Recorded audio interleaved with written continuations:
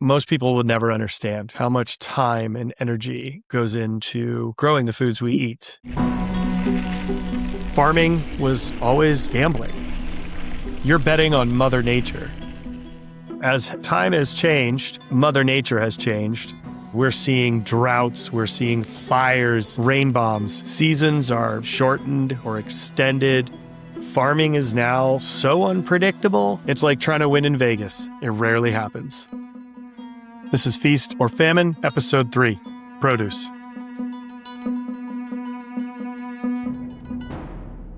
Like, how many acres are you farming here?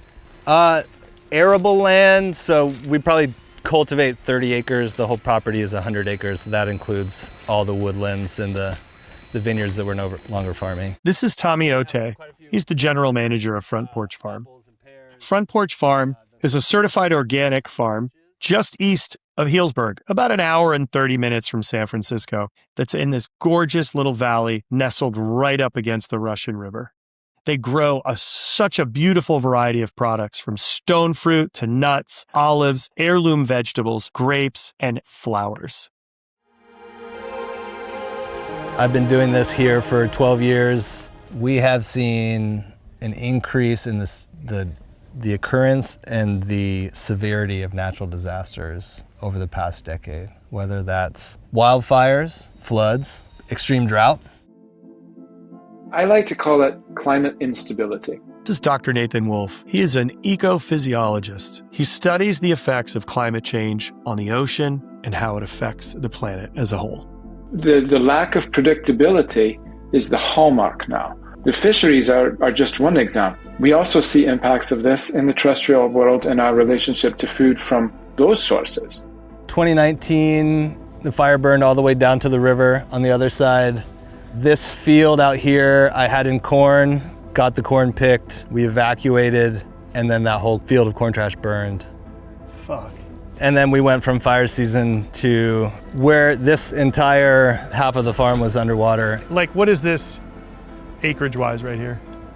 This whole area over here is like 15 acres. And how much of this was underwater? All of it. As climate change has intensified, storms have intensified. Growing up as a kid, we had rainstorms or thunderstorms. Now we're getting things like atmospheric rivers or rain bombs, a massive amount of water that dumps in a very short period of time. The rain bombs are difficult. We have other property owners uphill. We have 3 main drainages above the farm. The drain would typically have creeks that run through this section, but many decades ago, all of those drainages were put into pipes and run underground all the way to the river. And they were sized based on whatever amounts of rain they would get At that time. Maybe that's 80 years ago. With the rains that we get now, those pipes are not big enough to handle the amount of water. So that water ends up plugging culverts, overflowing, flowing through the fields. And it's washing away all your soil, right? You're losing all the nutrient-dense soils getting washed away when those rain bombs happen. If we get water flowing over ground, it's going to cause erosion. You're getting the same story everywhere. Fires have started to happen later in the year, and then you get these huge atmospheric river systems that strip soil right off the landscape. Wildfire, rains, soil loss. This is Dylan Oslegger. He has degrees in earth science, hydrology, astrophysics. This man knows his dirt. Like, if you look at the 1980s and how much soil loss we were losing in California, in Northern California, to more recent decades, like the 2020-ish, over those 40 years, we've seen a magnitude of increase in the amount of soil loss. I want to eat good food. I want to have great options. Yeah. Right? And you still want the nutrient to be there, right? It can't just be with nothing left. Like, what's spinach if it doesn't have, minerals and that really richness to it, that bite, that pungency in your arugula, that 100%. Sweetness in the apple. Those things won't exist without good soil. Dead soil makes dead vegetables. So how many acres of dry farm tomatoes do you have between here and this property? What's the 12. acreage? Yeah, there's 2 6-acre patches. 2 6-acre patches, and what will that yield you? I don't know. sustainable ag. That's what I'm hoping, make enough money to do it next year. This is Joe Shermer of Dirty Girl Produce in Santa Cruz County. He's become famous for his dry farmed Early Girl tomatoes. Even though this area grows the best tasting tomatoes in the world, it's totally not tomato growing region at all. It's just the perfect microclimate. So right here is kind of banana belt, zone 17. It's quite a bit drier, quite a bit warmer, but still has the influence, so it's not as hot as if you pop these mountains and you'd be in Gilroy, and it's the garlic growing capital of the world. It's hot, it's dry. And wake up in the morning, it's dry. If you wake up in the morning here, the leaves are dripping wet. These are all, everything here is done by hand. Hand sorted, hand trellised. It's way more labor intensive. Because of the intensity of these atmospheric rivers and these rain bombs, the water does not have the opportunity to absorb into the soil, and that creates long-term problems. This hill over here, we actually pre-irrigated the soil. Even so, with all the pre-irrigating and then planting in as though we had normal rain, midway through they just tuckered out. You know, we had a beautiful trellis, they look just like this, trellis, but they hit a point where there just wasn't water down there deep. 8-10 feet down, there's no water. I think when it did rain that year, everything was intense, so a lot of it ran off instead of getting a little, and letting it, percolate down. It all kind of ran, so there was no base of water column in there. And so we lost, look at how much soil we lost. I mean, how do you fix that?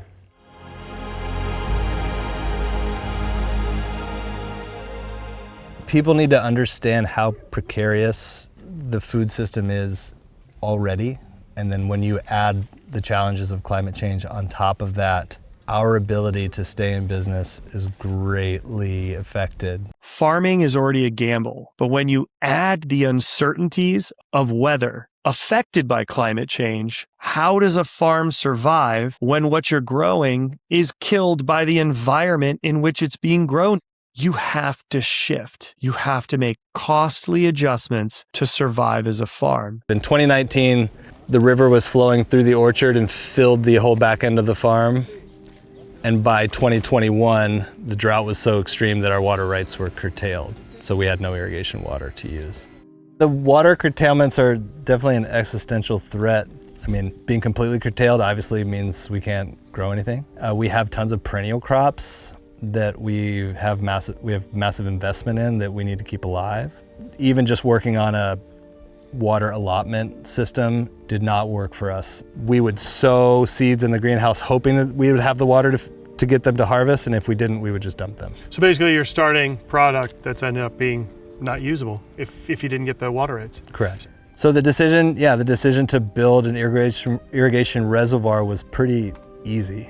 As we know, most winters there's plenty of water that goes right by the farm.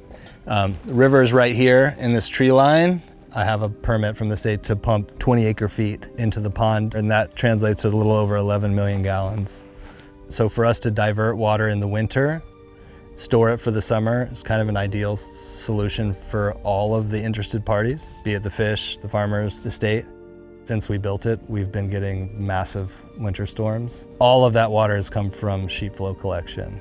So that's all just water running off the hillside and filling the pond. Also, I haven't started irrigating out of the pond because we've had so much rain since we dug it. So we went from floods to extreme drought, then now back to unseasonable amounts of water. It's a shock to the system for sure. Front Porch Farm put all this energy, time, money, effort to create this reservoir, and they haven't even had to use it. That's how precarious and uncertain climate change really is. Economic impact is pretty massive for us. We are in the business now of turning things over as quickly as possible, because if we have a window to get another succession in, get another crop in the ground, we're gonna take it. It's weather pressure, it's economic pressure. There's just always pressure to move as fast as we can, get things in, get things out, get as much sold as possible on the slimmest of margins. So we started farming more in the winter in these high tunnels. That's cool. You know, people talk about season extension measures. This is a way for us to keep farming beds that we can turn over and do multiple successions through the winter. It also just provides like a unique climate in the summertime too for us to grow different types of crops. The temperature difference in here is pretty dramatic. Yeah, you can really feel the heat. You can really feel it just when you walk right in. So this cover crop is what protects our soil through the rainy season. Favas. Yep. Lots of nitrogen. Yep. And you till those back in? These get chopped in the spring and then tilled in. But that root stock is what helps prevent all your beautiful cover soil, your topsoil, from getting washed away during rain season. Yes. After last year, I don't ever want to be in a position where I have bare soil going into what we now kind of consider this atmospheric river season.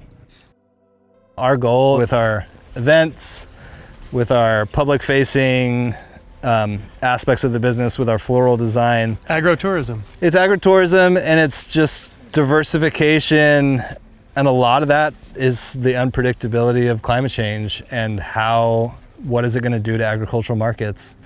To be able to produce food and survive, you need to diversify. That's what it feels like, particularly here, trying to identify other revenue streams. So for us, that means doing whatever we have to do to stay in business and bring in other revenue streams when we have major crop loss, or we're evacuated for 2 weeks because of fire, or we lose all of our winter crops because of flood.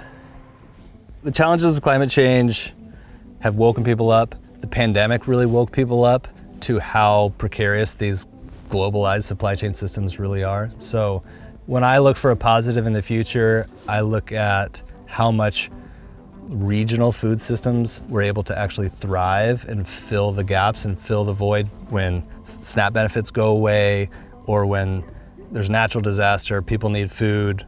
During the pandemic, when supply chains are disrupted, it's the regional supply chains and regional food systems that stepped in. The only thing going forward that I think we really need to realize is that we're not paying for the true cost of production of food. Everyone wants to talk about the prices at the grocery store. Everyone wants to talk about the price of eggs. We're not talking about how the increased costs that we see also affect farmers, also affect those businesses.